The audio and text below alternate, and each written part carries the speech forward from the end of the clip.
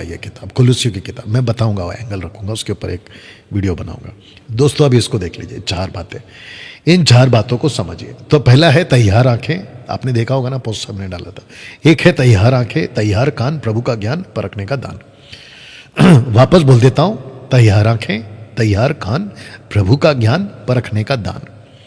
ये चारों को आपके बीच में रख देता हूं। ये 4 बातें उद्धार पाए हुए विश्वासी के पास होनी ही चाहिए। एक, क्या आपने अपनी आंख की तैयारी की है? क्यों? बुरे लोगों को ताड़ने में, इस वचन के हिसाब से। अब हे भाइयों, मैं तुमसे विनती करता हूं कि जो लोग उस शिक्षा के विपरीत जो तुमने पाई है, फूट पड़ने ठोकर खाने के कारण होते, उन्हें ताड़ लिया करो। क्या आपने अपने आंखों को ऐसा तैयार किया है? अगर नहीं किया है ना, तो आप बैटल ग्राउंड में नहीं है। जो बैटल ग्राउंड में होता है ना, वो अपनी आंखों को तैयार करेगा। दूसरा, क्या आपने अपने कान तैयार की हैं या की है आवाज सही सुनने की, यानी कि सही आवाज सुनने की? मेरी भेड़ें मेरा शब्द सुनती हैं। आपने अपने कानों को तैयार किया है? मुझे बेहद खुशी है मसीह मंथन बैठक वालों के लिए, क्योंकि उन्होंने अपने कान तैयार किए। मैं जब कहता हूं ना कि क्या इसको जानते हो, कहते हम नहीं जानते। बीच में सूरज प्रेमानी की जब मैं बात कर रहा था, तो मैंने कुछ अपने लोगों से पूछा, मैंने बोला आप इनको जानते हो? बोला आपके सिवा हम किसी को सुनते ही नहीं है। वाह इसका मतलब इन्होंने अपने कान तैयार किए। इसलिए जीसस ने बोला मेरी भेड़ मेरी आवाज सुनती है। इसका मतलब है वहां बहुत सारे चरवा होंगे जो भेड़ों को आवाज लगाते रहते, लेकिन जब चरवा अपनी भेड़ को आवाज लगाना, तो वो भेड़ें पहचानती, अरे ये तो मेरे चरवा की आवाज है। वैसे आज मार्केट में ना बहुत आवाजें गूंज रही, इधर से उधर से, ऐसे वैसे तैसे, पता नहीं कैसे कैसे। आपको आवाज पहचानना होगा। तीसरा, क्या आपने प्रभु का ज्ञान पाने की तैयारी की है बहकने से बचने के लिए?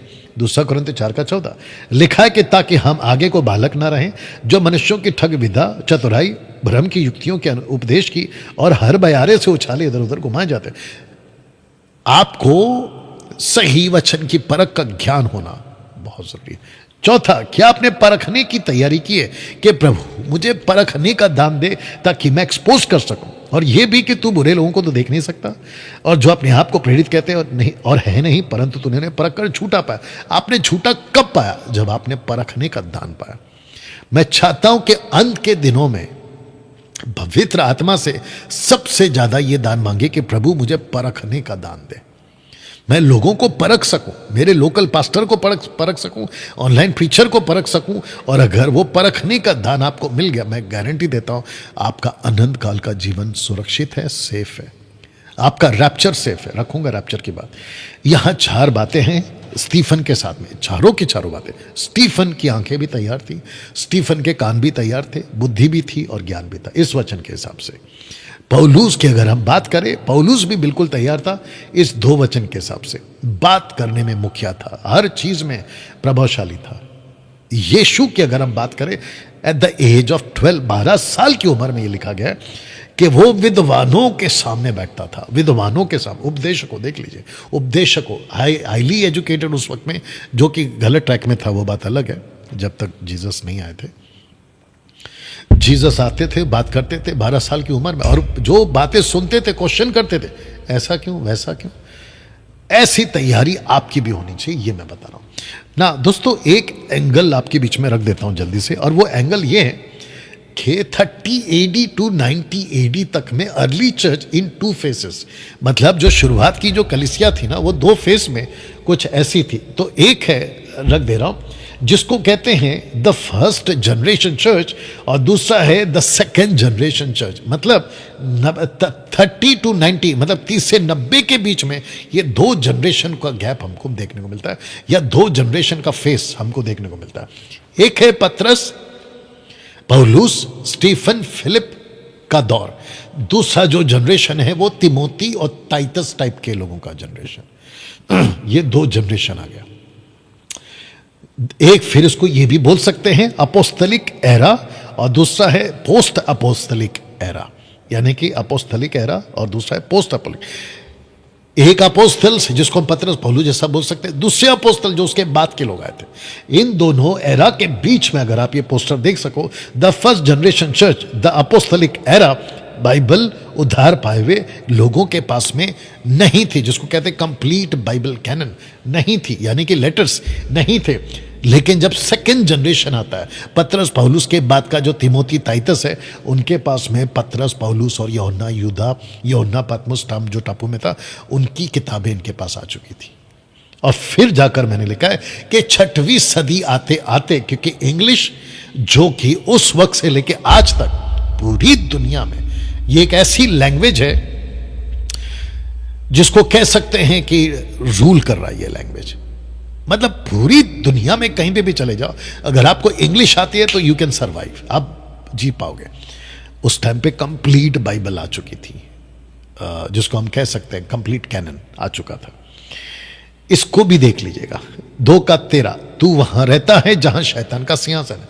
मैंने जहां सर्कल किया ना रोम, उसके बाद में मैंने एशिया, क्योंकि कलीसिया यहां तक 7 कलीसिया को लेटर लिख, 7 कलीसियाओं के दूत को यह लिखकर भेज, यीशु ने कहा, जो कि आप यहां पे पढ़ सकते हैं, है ना। और उसके बाद जो पातमुस नाम टापू में अगर आप देख पाओगे, तू वहां रहता है जहां शैतान का सिंहासन है, यानी कि रोम को कह रहा है। और उसी के बिल्कुल बगल में, तो इसका मतलब है कि पातमुस नाम टापू में पहुंचने का यूहन्ना का मकसद युद्ध है। खरी शिक्षा के लिए खड़ा रहा, इसलिए यहां पहुंचा। और 7 कलीसियाओं को एक ही संदेश है, और वो है जय पाओ, जय पाओ, जय पाओ, जय पाओ। एक ही शब्द है, जय पाओ। इसको पढ़वा देता हूं। जो लोग अपने आप को यहूदी कहते हैं और है नहीं, पर शैतान की सभा है, शैतान की सभा वाले यहूदी, इसका मतलब रख देता हूं पहला, शास्त्री फरसी मूसा की गद्दी पर बैठे हैं, इसको कहते हैं। एक होता है फेक यहूदी तब, और फेक सेवक अब। तो यहूदी उस वक्त में जो टीचिंग के मामले में, एक काम करता हूं, ये पहला रख देता हूं, true Jewish and fake Jewish. इसके हिसाब से जो लोग अपने आप को यहूदी कहते हैं और है नहीं, पर शैतान की सभा है, उनकी निंदा को भी जानता हूं। अब क्योंकि देखो, शैतान तुम में से कितनों को जेल खाने में डालने पड़े ताकि तुम परखे जाओ। तू वहां रहता है जहां शैतान का सिंहासन है, मैं शैतान के सभा वालों को तेरे वश में कर दूंगा, जो यहूदी बन बैठे पर है नहीं, इसको कहते। और ये भी पढ़वा देता हूं, कितने लोग यहूदिया से आकर भाइयों को सिखाने लगे कि खतना कराना जरूरी है।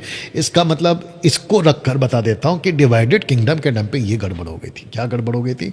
जो कि 2 ट्राइब का जो किंग है रेहोबाम, उसके पास में थे ट्रू जूइश, लेकिन जेरोबाम के पास में थे फेक जूइश। आपको रख दे रहा हूं फोटो। इन्होंने गाय का बछड़ा बनाया सोने का, और यहीं पे इस वचन के हिसाब से, मैं भी पूरा तो नहीं पढ़वा पाऊंगा, आप पढ़ लीजिएगा। इस वचन के हिसाब से उन्होंने सोने के बछड़े बनाए यरूशलेम को, ताकि लोग ना जा सके, यानी कि रेहोबाम के पास में ना जा सके। अगर आप यहाँ पे देख पाओगे वचन 31 में, उसने ऊंचे स्थानों को बनवाए, और सब प्रकार के लोगों में से जो लेवीय वंश में नहीं थे उनको याजक बना दिया। यानी कि जो लेवी का काम करते थे, जो फेक जूइश थे, उन मतलब ये अविश्वासी हैं, इनको बना दिया लेवी गोत्र का, इनको बना दिया याजक। ऐसे फेक वाले, तब जाकर मैंने लिखा है कि फेक जो यहूदी तब और फेक सेवक अब। बताइए, जैसे तब जूइश लोग, मैं यहूदी हूं, मैं मूसा की गद्दी वाला हूं, मैं शास्त्री फरसी हूं, लेकिन वो होते नहीं थे। जीसस ने भी ये बात को बोला है, वो यहूदी नहीं थे, वो फेक थे, फेक, डुप्लीकेट, नकली। वैसे ही आज नकली सेवक बहुत आ गए। हमको लगता है कि, बहुत ध्यान से सुना, हमको लगता है कि जिसने भी पास्टर शब्द लगा लिया अपने लाइफ में, वो आदमी प्रभु का है। ये धोखे में मत रहो। ये धोखे में मत रहो। अगर किसी ने अपने नाम पे पास्टर लगा लिया, इसका मतलब ये नहीं कि वो सही है। मैं प्रभु का दास हूं, इसलिए ये दूध पीने वाले क्रिश्चियंस क्या बोलते हैं मेरे को, सेवकों को तुम ऐसा बोलते हो वैसा। अरे पागल, पहला ये तो चेक करो कि वो फेक है कि ट्रू है, तब जाकर मैंने ये पोस्ट बनाया, फेक सेवकों से बच के रहे, फेक सेवकों से बच के रहे, क्योंकि पौलुस कहता सब में विश्वास नहीं है।